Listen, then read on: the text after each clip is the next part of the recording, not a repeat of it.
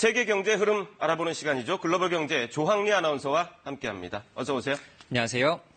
요즘 중요한 경제, 특히 소비 트렌드 가운데 하나가 이른바 나눈다는 공유잖아요. 오늘 관련 소식도 준비하셨다면서요? 네, 맞습니다. 우리나라에서는 아직 낯선 개념일 텐데요. 네. 특히 공유 경제를 대표하는 한 대의 차를 여러 사람들이 나누어 쓰는 자동차 공유 서비스 이야기를 준비를 했습니다. 하나의 플랫폼을 넘어서 이제는 전 세계 자동차 시장까지 통째로 바꾸고 있습니다. 네. 스마트폰에 목적지를 입력하자 금세 차량 한 대가 도착합니다. 케냐의 수도 나이로비에서 최근 차량 공유 서비스가 큰 인기를 누리고 있습니다. 네. 특히 남성과 여성 운전자 중 선택이 가능해서 여성 승객의 이용 편의를 높였습니다. 그렇군요. I'm more comfortable being driven by a woman than a man, one. And women are more friendlier, more easy to talk to.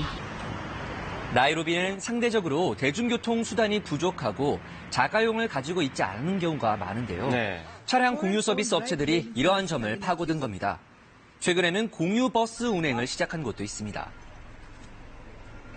We also have a product for shuttle, which is like a mass transit platform. Any consumer who needs transport somewhere down the line fit in some of our products. 나이로비에서 이렇게 공유차를 이용하는 사람이 얼마나 되나요? 네, 한 업체의 경우 서비스를 시작한 지 2년 만에 네. 인구의 3분의 1인 100만 명이 넘는 사용자를 확보했습니다. 네. 네. 우버의 네, 그리고 실제 이제 네네, 그렇군요. 네, 말씀해 실제 이제 주시죠. 공유차 이용은 전 세계적인 추세인데요. 화면 네. 한번 보시면요. 네. 지난해 3분기 기준 전 세계 공유 차량 이용 승객은 약 10억 명으로 집계가 됐습니다. 아, 이렇게 많군요.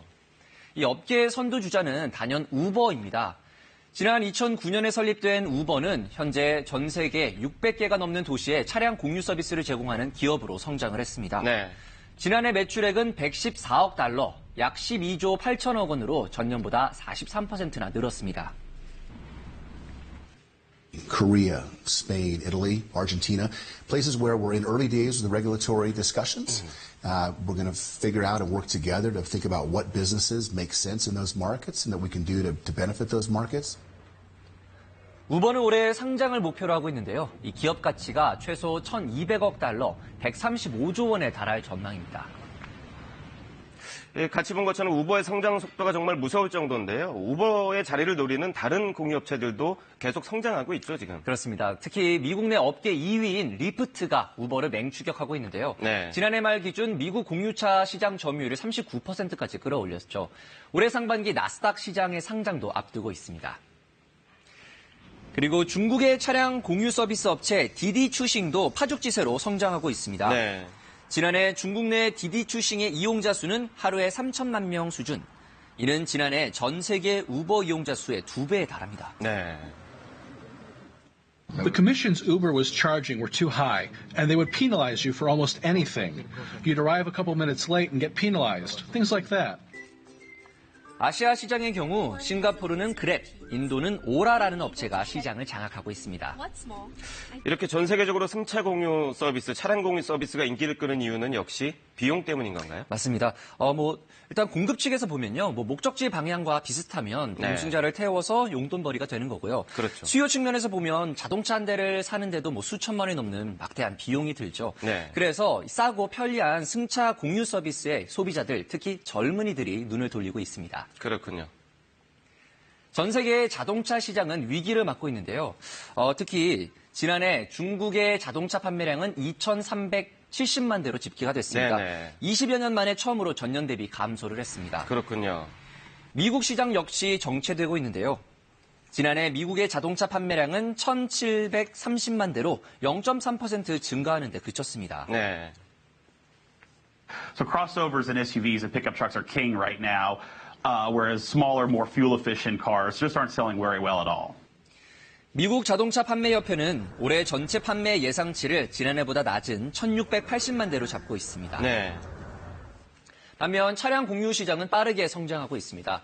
한 시장 조사 기관에 따르면 전 세계 공유차 시장은 올해 824억 달러에서 4년 뒤에는 약 1,300억 달러, 150조 원이 넘을 것으로 전망을 하고 있습니다. 그렇군요.